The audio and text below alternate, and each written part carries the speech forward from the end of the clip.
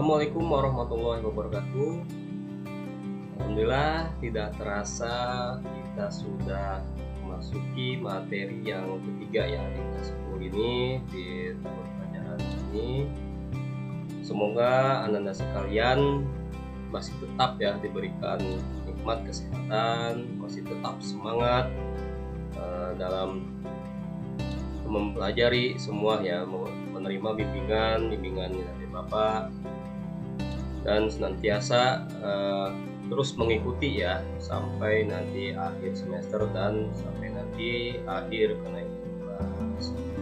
Baik, pada kesempatan kali ini sudah masuk materi yang ketiga ini yang mengenai konsep diri remaja. Tapi sebelumnya kebaiknya ya kita memulai segala kegiatan dan aktivitas pada kesempatan kali ini dengan membaca doa terlebih dahulu. Baik, Bapak persilakan berdoa, mulai.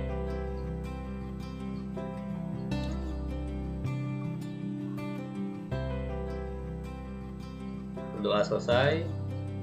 Oke, konsep diri remaja ya, sebagaimana usia kalian ya saat ini, dimana diri kalian beranjak ya dari masa kanak-kanak ke masa dewasa dengan melewati fase remaja terlebih dahulu.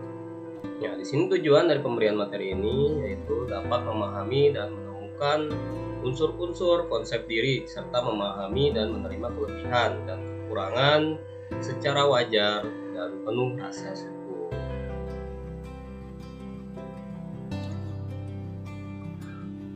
Sebelum materi Bapak jelaskan lebih lanjut ya, lebih secara lengkap lagi, di sini seperti biasa Bapak sudah siapkan ya ice breaking mengenai tebak gambar ya, persepsi kalian ya.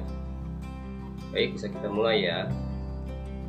Nah, di sini gambar yang pertama, gambar apakah yang Anda lihat? Gambar di samping ya. Lalu yang kedua, bisakah Anda menemukan gambar manusia? Berapa jumlahnya ya? Nah, kira-kira ini kan nampak ya oleh kalian gambar bunga ya, gambar tanaman. Nah, tapi kesulitan tidak menemukan gambar wajah ya di gambar ini. Oke, waktunya cukup ya 10 detik ya dari sekarang.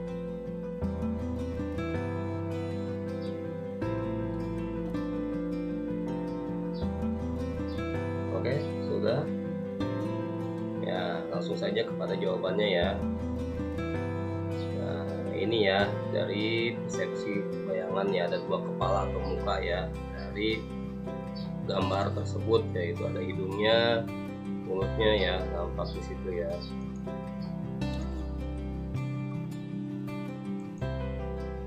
Nah, ini ya. Oke, lanjut. Nah, di sini bisakah menemukan wajah orang? Berapa jumlahnya ya? Ya, bisa. Nah, waktunya 10 detik lagi ya.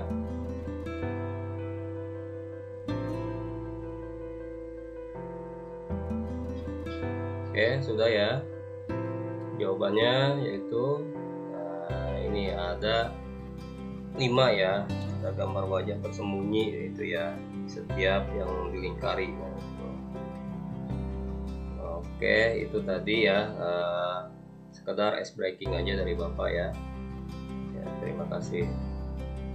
Oke, sebelum pertemuan materi pada kesempatan kali ini Bapak jelaskan lebih lanjut.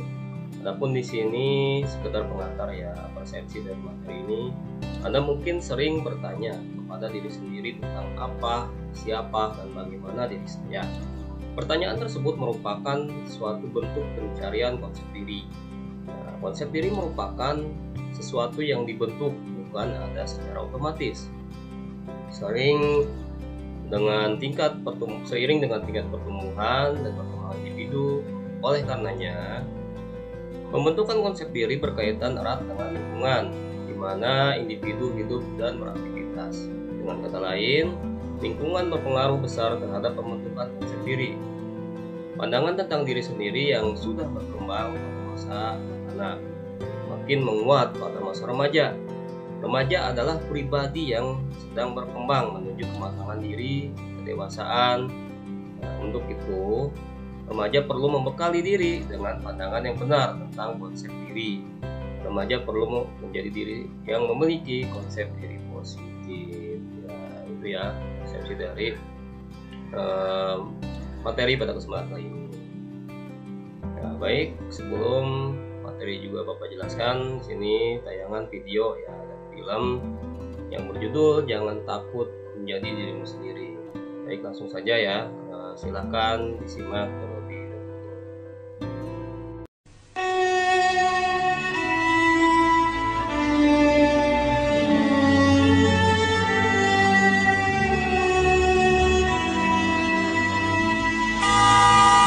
เป็นเป็ดแล้วจะบิน เป็นคนหูหนวกแล้วจะเล่นไวโอลิน เธอจะบ้าเหรอ ทำไมไม่ไปเรียนวิชาอื่น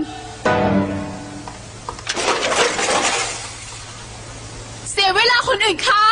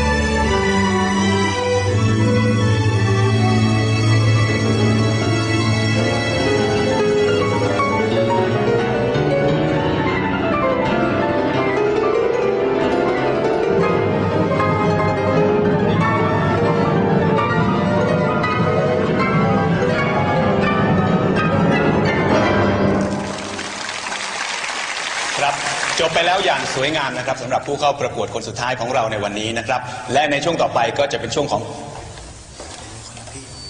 ครับเรายังเหลือผู้เข้าประกวดอีก1 ท่านนะครับในวันนี้เราไปพบกับเธอกันเลยครับ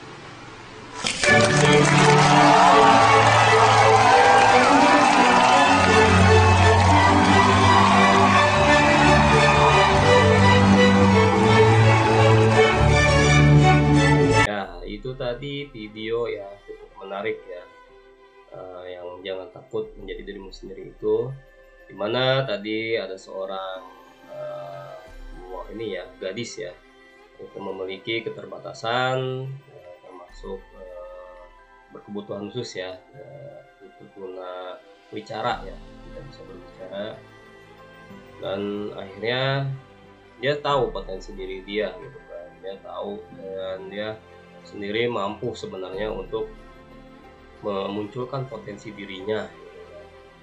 Tapi dengan buian ya, dengan dari perlakuan temannya gitu yang tidak baik, sehingga justru bukan membuatnya semakin takut ya, tapi membuatnya semakin ingin membuktikan gitu, bahwa dirinya mampu gitu, dibanding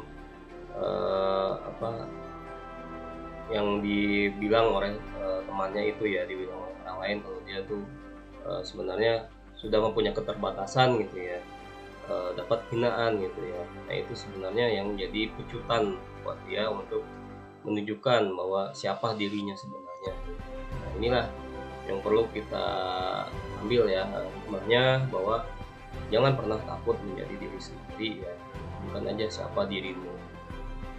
Oke, baik, di sini pengertian dari materi ini. Konsep diri adalah gambaran, pandangan, keyakinan dan penghargaan atau perasaan seseorang tentang dirinya sendiri. Itu menurut R.H. D.J. Sinurat. Konsep diri adalah penghargaan diri, nilai diri atau penerimaan diri. Konsep diri meliputi semua keyakinan dan penilaian tentang diri sendiri. Hal ini akan menentukan siapa kita dalam kenyataan, tetapi juga menentukan siapa kita menurut pikiran sendiri. Apa yang dapat kita lakukan menurut pikiran sendiri, dan jadi apa menurut pikiran sendiri, menurut Burns. Lalu di sini ada lagi, konsep diri adalah pandangan individu mengenai siapa diri individu, dan itu bisa diperoleh lewat informasi yang diberikan orang lain pada diri individu, menurut Mulyana tahun 2000 halaman 7. Ya, itu pengertian tentang konsep diri yang seluruhnya ya itu merupakan hasil dari pikiran diri kita sendiri sebenarnya ya, dan lewat tadi seperti informasi-informasi yang diberikan oleh orang lain kepada kita. Komponen konsep diri. Nah, yang pertama di sini, gambaran diri adalah sikap individu terhadap tubuhnya, baik sadar maupun tidak sadar. Ini meliputi performance, tensi tubuh, persepsi, dan perasaan tentang ukuran dan tubuh. Yang kedua ada ideal diri. Ini adalah persepsi individu tentang perilakunya yang disesuaikan dengan standar pribadi yang terkait dengan kita. Lalu yang ketiga, harga diri adalah penilaian individu terhadap hasil yang dicapai dengan cara menganalisis seberapa jauh perilaku individu tersebut. Yang keempat, peran diri adalah pola perilaku, sikap, nilai, dan aspirasi yang diharapkan individu berdasarkan posisinya di masyarakat. Yang kelima, identitas diri adalah kesadaran akan diri pribadi yang bersumber dari pengamatan dan penilaian sebagai sintesis semua aspek konsep diri sebagai sesuatu yang hidup. Nah, ini ya, semua konsep diri itu jadi tercipta dari 5 komponen ini gitu ya.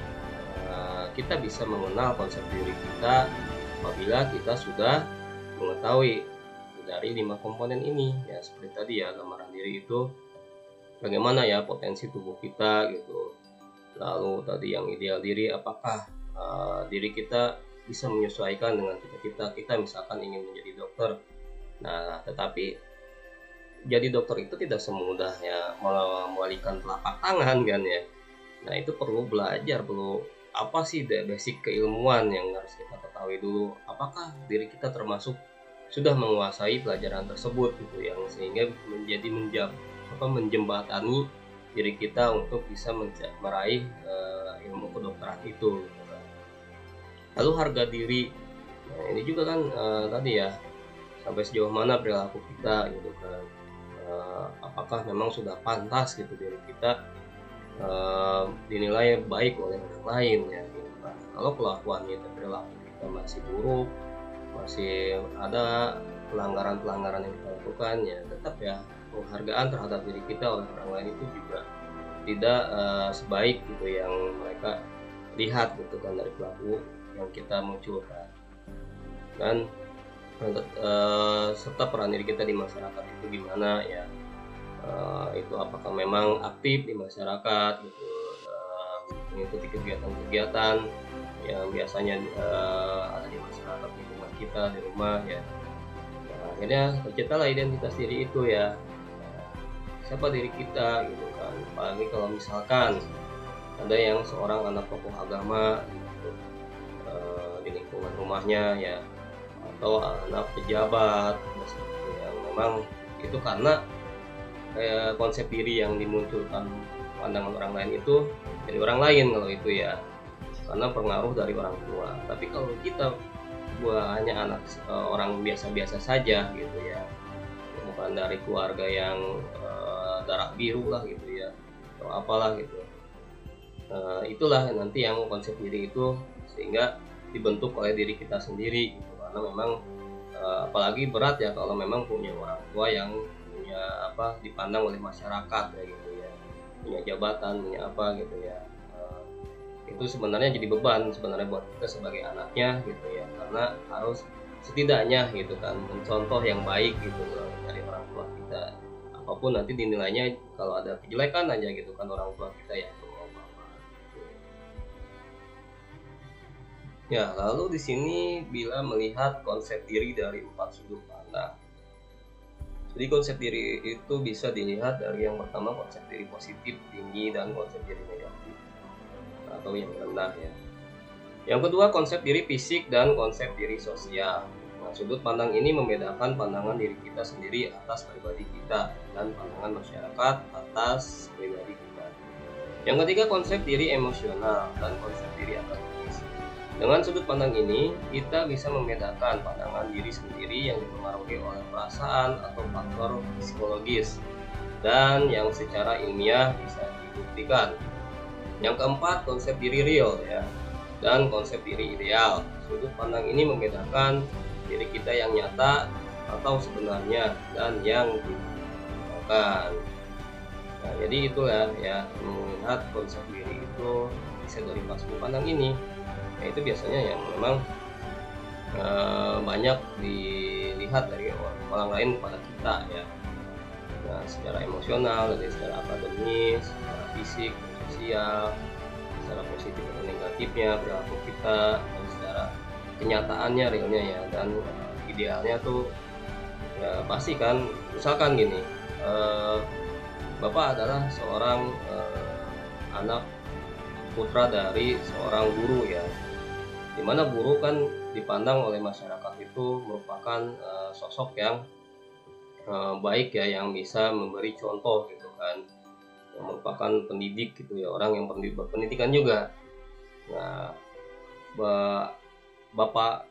almarhum bapak itu adalah sosok yang memang sangat ini ya, pendidikan itu terutama ke pendidikan anak-anaknya itu ya, putra-putranya itu, supaya ibaratnya jadi orang lah gitu ya. Nah, itulah contohnya, sehingga bapak juga di sini ada konsep diri yang muncul ya dari diri bapak gitu kan. Bapak harus bisa juga seperti orang tua bapak gitu kan. Harus bisa memberikan, kalau bapak juga bisa jadi guru gitu kan saat ini gitu ya. Nah, itu yang konsep diri yang memang dimunculkan dari orang tua kita.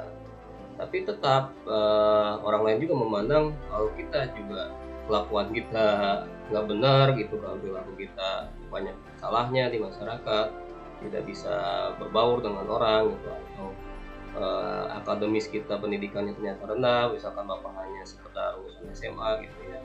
Itu juga jadi ada pandangan sebelah mata kan ya, mengenai konsep diri yang kurang lengkap lah, salah dengan bapak gitu. Tapi bapak bisa membuktikan gitu ya, bapak bisa melanjutkan sampai ke S1, bisa menjadi guru gitu kan, dan di masyarakat juga dinilai aktif gitu, tidak ini ya memandang sebelah mata akhirnya gitu kan. Itu yang konsep diri dimunculkan gitu kan oleh diri kita sendiri secara ideal dan secara kenyataan gitu, sesuai gitu, sudah bapak cita-citakan dulu dari sekolah menjadi orang guru.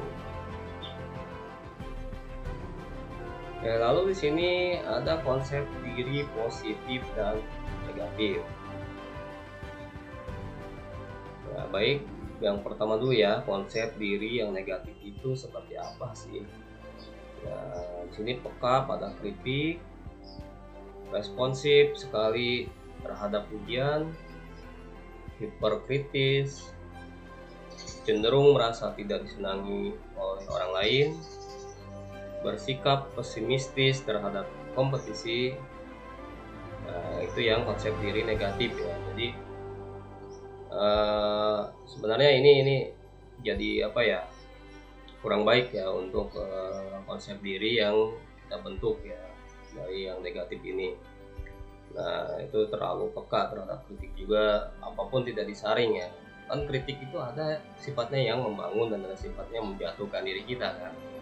Nah, akan baiknya kita juga memang bagus peka terhadap kritik, tapi mana yang mengkritik yang membangun aja gitu, yang misalkan kita bisa terima gitu. Biasanya kan banyak yang baper itu terlalu diambil hati ya, orang bilang apa kita mengkritik semuanya kita terima gitu kan. Akhirnya ini jadi konsep diri yang negatif kan. Konsep terhadap pujian yang dipuji itu langsung GR ya, langsung terbang langsung ini banget gitu ya. Ya puji itu ya kita syukuri aja lah, dari bentuk bahwa orang lain itu menilai ada sisi positif kita sebenarnya gitu. Bukan puji yang memang ada maunya gitu ya. Ada lagi hyperkritis ini ya, hanya juga yang jangan terlalu kritik orang lain ya, apapun jangan dibilangin. Kalau ada apa-apa ya sekiranya orang lain itu tersinggung atau gimana kan ya, kita bisa batasi diri kita lah gitu, jangan sampai terlalu apapun dikritik. Terus cenderung merasa tidak disenangi orang lain ya. Nah ini yang susah ya, citra kita terhadap orang lain itu bagaimana. Kalau kita sudah awalnya banyak tidak disenangi orang lain, ya kita bagaimana memunculkan konsep diri yang positif kalau begitu ya. Jadilah orang yang selalu menyenangkan dan bisa bermanfaat lah untuk orang lain ya. Kalau bersikap pesimistis terhadap kompetisi. Nah ini kalau kita dihadapkan kepada sebuah ajang kompetisi atau memang persaingan saja, minimal di kelas saja, kita pasti nggak akan dapat ranking, pasti nggak akan dapat nilai bagus gitu. Itu selalu pesimis saja pikirannya kan. Jadi gimana kita bisa mau maju, gimana kita bisa memunculkan konsep diri yang positif kalau kita selalu pesimis ya. Jadi apapun selalu positif aja, selalu positive thinking ya dalam menghadapi semua apapun gitu kan. Walaupun dihadapkan misalkan dari kompetisi itu ya, kita harus bisa bersaing, bahkan harus bisa mengalahkan pesaing. Nah ini yang konsep diri yang positif ya. Nah ini yang pertama, yakin akan kemampuan mengatasi masalah. Jadi setiap masalah itu bukan untuk dihindari, tapi untuk dihadapi ya, diatasi. Yang kedua, merasa setara dengan orang lain. Iya, banyak yang di bawah kita dan banyak juga yang lebih dari kita. Di atas langit pasti ada langit lagi ya. Jadi jangan merasa tinggi dan merasa rendah di hadapan orang lain. Tetap ya, kita apalagi dengan teman gitu ya, saling respect aja, saling menghormati dan saling menghargai ya, apalagi sesama teman gitu. Tidak terjadi pertemanan yang tidak baik. Menerima pujian tanpa rasa malu ya, malu jadi puji juga. Jadi bukan untuk ada maunya ya, tapi dipuji dengan rasa syukur, dengan berterima kasih kepada yang memuji kita gitu. Itu bentuk dari sesuatu yang ternyata menghargai apa yang sudah kita lakukan terhadapnya. Lalu sadar setiap keinginan dan perilaku tidak selalu disetujui masyarakat ya. Jadi jangan tadi seperti hyperkritis itu ya. Boleh kita berkritik ya, tapi kita pikirkan dulu apa yang akan kita sampaikan. Jangan sampai apa yang sudah kita sampaikan itu tidak ada artinya apa-apa ya. Karena nggak semua apa yang kita inginkan itu bisa disetujui gitu kan. Jangan memaksakan kehendak juga. Kalau memang ternyata apa yang kita sarankan, apa yang kita kritik itu ternyata tidak disetujui ya, itu ternyata ada pilihan lain yang lebih baik, misalkan kita harus kita terima gitu, legowo lah ya. Dan satu lagi di sini mampu memperbaiki diri. Jadi apapun yang sudah ternyata orang lain nilai jelek ya, orang lain itu tidak, memang diri kita tidak selalu baik lain. Makanya kita harus mampu memperbaiki diri kita. Apapun memang ternyata diri kita itu dinilai orang lain ya, ada hal yang kurang baik gitu. Terus semakin diri kita dewasa, semakin perbaiki diri kita agar menjadi pribadi yang lebih baik. Lalu di sini ada teori Johari Windows, mana ini biasa diberikan ya oleh guru-guru di bidang counseling ya, agar kita mengetahui sisi diri kita ini ya, sebenarnya gimana sih diri kita. Kita harus bisa menilai diri kita sendiri sebenarnya. Nah, ini diri yang terbuka ya, dari jendela yang ini diketahui diri sendiri dan orang lain biasanya. Ada yang kedua di sini diri tersembunyi atau rahasia. Ini diketahui diri sendiri tapi tidak diketahui oleh orang lain biasanya. Lalu yang ketiga diri buta. Ini maksudnya tidak diketahui diri sendiri tapi diketahui oleh orang lain. Kebalikannya ini ya dari yang kedua tadi. Lalu yang keempat diri gelap. Ini bahkan tidak diketahui diri sendiri maupun orang lain. Oke, Bapak langsung saja kepada penjelasannya di sini ya. Oke, di sini ada konsep Johari Window ya, yang tadi atau jendela Johari yang menggambarkan pengenalan diri kita. Ada 4 jendela Johari. Tadi yang jendela terbuka, yaitu hal-hal yang kita tahu tentang diri sendiri, tapi orang lain pun tahu. Nah, misalnya ada fisik kita yang seperti ini, terus profesi kita apa, misalkan Bapak ya sebagai guru, asal daerah kita dari mana, Bogor, dengan suku Sunda kita dan lain-lain. Itu merupakan hal-hal yang biasanya kita juga tahu lah ya, tapi orang lain juga pasti tahu gitu kan, kita tuh bagaimana ya secara fisiknya. Lalu jendela tertutup. Nah, ini hal-hal yang mengenai diri kita yang kita tahu tapi orang lain tidak tahu. Misalnya isi perasaan kita gitu kan, ini kita lagi marah, lagi senang, lagi atau lagi sedih. Nah, terus ada pendapat. Nah, kita sebenarnya kan sebelum kita mengutarakan apapun pasti dipikirin dulu kan ya, mungkin secara langsung diomongin gitu aja gitu. Nah, kita tuh pengen misalkan menyikapi pembelajaran jarak jauh seperti ini ya, dari gimana sih gitu, karena pengen rasanya berpendapat pasti dipikirin dulu gitu. Nah, lalu kebiasaan tidurnya bagaimana, apakah kalian sering begadang kan, tidak teratur. Nah, baiknya kan 7-8 jam gitu istirahat seorang remaja itu kan. Nah, ini bagaimana gitu kan selama pandemi ini gitu kan, biasanya agak tidak teratur gitu biasanya kan, lalu dan sebagainya ya. Jendela buta yang ketiga ini, hal-hal yang kita tidak tahu tentang diri sendiri tapi orang lain tahu. Misalnya hal-hal yang bersifat yang bernilai positif dan negatif pada kepribadian kita.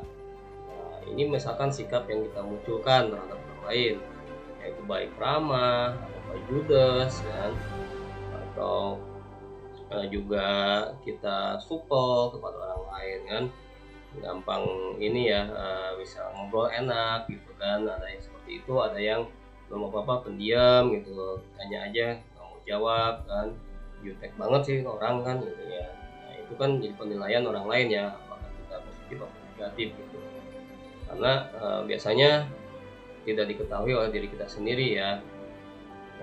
Orang lain tuh ternyata kok menilai kita begini, emang kita kenapa sih kan gitu, biasanya tidak menyadari gitu jadi kita tuh sebenarnya apa yang di orang lain omongin gitu kan. Nah, itu biasanya jendela buta ini ya. Hanya sebisa mungkin lah ya, jangan memunculkan sifat yang negatif kepada orang lain, jadi akhirnya kan penilaian orang lain juga negatif. Dan ada yang keempat, jendela gelap. Ini hal-hal mengenai diri kita, tetapi kita sendiri maupun orang lain tidak tahu. Ini ya, ini seperti wilayah misteri ya dalam kehidupan kita. Nah, Kayak gini, jadi jika kita ingin benar-benar mengetahui siapa diri kita, maka kita harus bisa membuka jendela tersebut selebar mungkin. Nah, karena semakin kita membuka lebar jendela itu, maka kita akan semakin mengerti siapa diri kita. Di jendela yang keempat tadi ya, gelap ini ya. Nah, ini ada gambarnya ya, jadi dari Johan Hidromi atau ini, dimana di sini dicontohkan ada dua orang yang memiliki kepribadian ya berbeda-beda. Mana tadi yang pertama jendela terbuka, yang kedua jendela tertutup ya, tiga jendela buta, dan keempat jendela tadi gelap ya. Nah, kalau yang pertama ini, yang A ini jendela ininya yang lebar ya, jadi jendela yang gelapnya ya, terbuka lebar. Sedangkan yang B ini memiliki kepribadian dengan jendela terbuka yang lebar. Masuk orang yang terbuka berarti yang B ini. Nah, ini ada penjelasannya ya. Ini sekedar contoh aja dulu gambar ilustrasinya lah ya. Ya, masuk kepada penjelasannya. Nah, jadi seseorang yang A ini adalah individu yang kurang memahami diri sendiri. Tingkah lakunya terbatas, perasaannya kurang terbuka, kurang luas cara pandang dan alias hidupnya. Tadi kan karena orang ini termasuk yang misteri ya. Jadi dia sendiri bingung terhadap dirinya sendiri atau orang lain kan ya. Tingkah lakunya misalkan pendiam gitu, kurang bisa mengungkapkan pendapat, tertutup, orangnya diam aja gitu kan. Punya cara pandang variasi juga. Bagaimana yang B? Yang B adalah individu yang terbuka terhadap dunia sekelilingnya, potensi diri disadari, perasaan dan pikirannya terbuka untuk pengalaman-pengalaman hidup yang menyedihkan dan menyenangkan, pekerjaan dan sebagainya. Nah, jadi yang B ini termasuk adalah seorang individu yang memiliki kepribadian yang terbuka ya, dia bisa menerima orang lain di hidupnya ya, orang bahkan menerima orang baru gitu. Terus potensi dirinya juga apa sebenarnya diketahui ya oleh dirinya sendiri.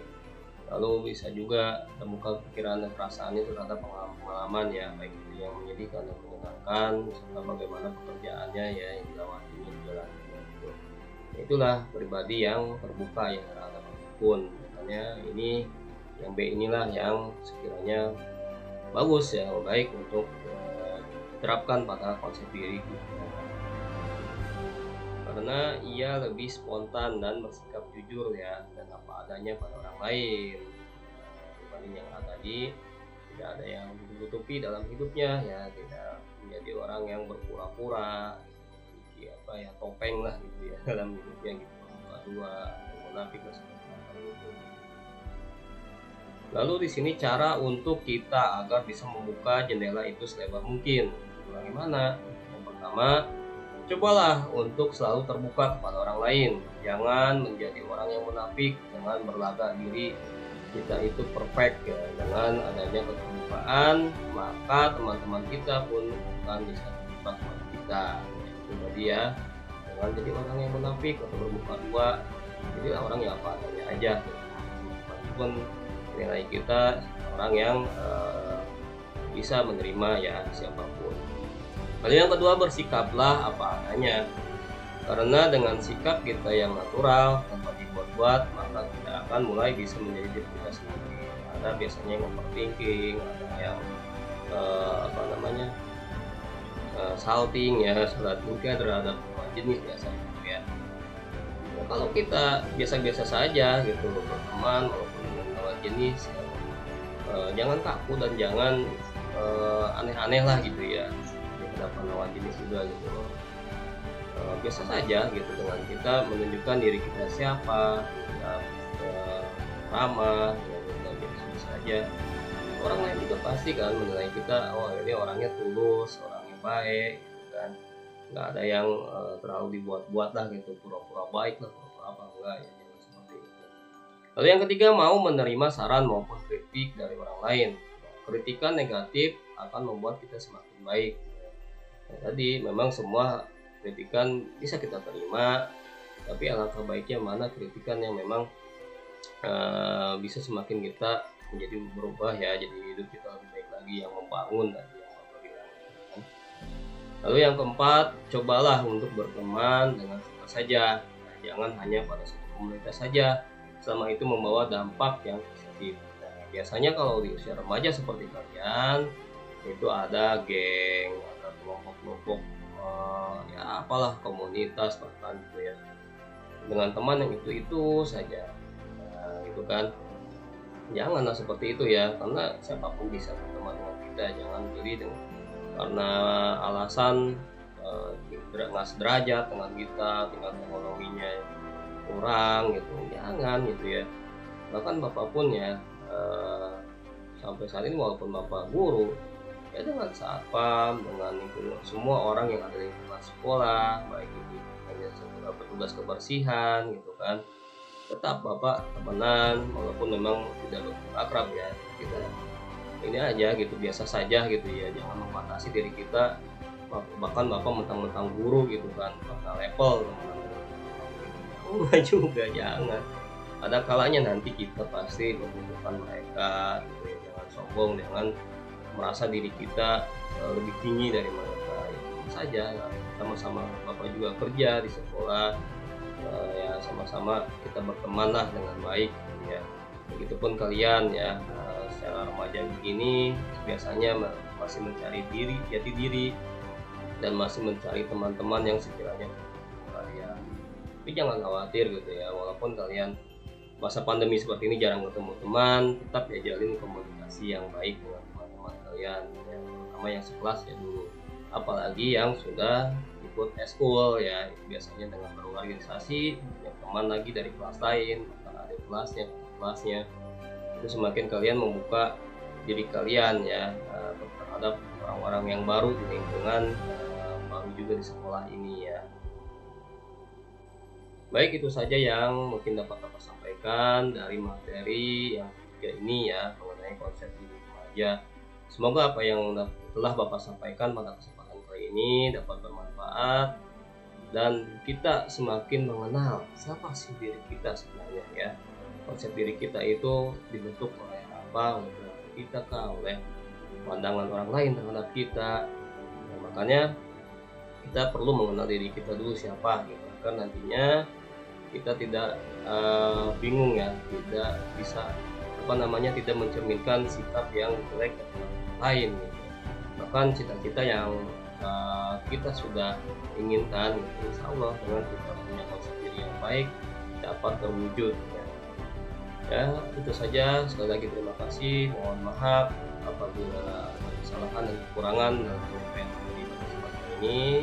Mari aja dengan mengucapkan alhamdulillahirobbilalamin. Terima kasih sekali lagi. Diakhiri bila taufiq wal hidayah. Wassalamualaikum warahmatullahi wabarakatuh.